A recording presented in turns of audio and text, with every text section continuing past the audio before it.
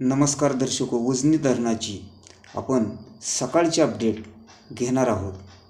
त्या अगोदर आपण ATN मराठी चॅनलला सबस्क्राइब केले नसेल तर सबस्क्राइब करा व मिळवत राहा ताज्या व पुढील सर्व अपडेट। दौंडकडून येणारी आवक सध्या किती आहे व वीर धरणातून किती पाणी सोडले आहे सध्याच्या सकाळच्या अपडेटनुसार हे आपण सर्व जाणून घेणार आहोत।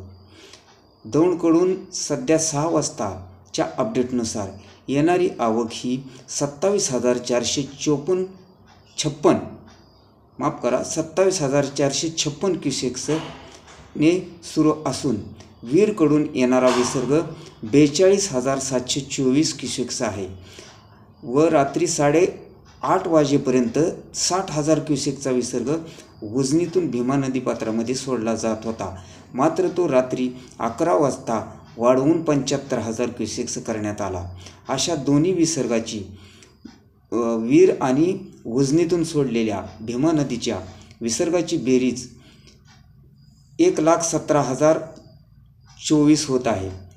यामध्ये पॉवर हाऊससाठी सोडलेला 1,600 क्युसेक्स ही प्लस करूया, अशी मिळून 1,17,024 विसर्गाची बेरीज होत आहे। सध्या सिनामाडा योजनेतून 180 क्युसेक्स, वीज निर्मितीसाठी 1,600 क्युसेक्स, दहेगाव उपसा सिंचन योजनेतून 80 क्युसेक्स, तर बोगदा 400 क्युसेक्स। कॅनलचे पाणी अजूनपर्यंत बंद असून धरण 4.5% कमी रात्रीतून झालेले आहे। 101.56% धरण झालेले आहे। तर धरणामध्ये एकूण पाणीसाठा हा 118.07 TMC झाला असून यातील उपयुक्त पाणीसाठा 54.41 TMC आहे।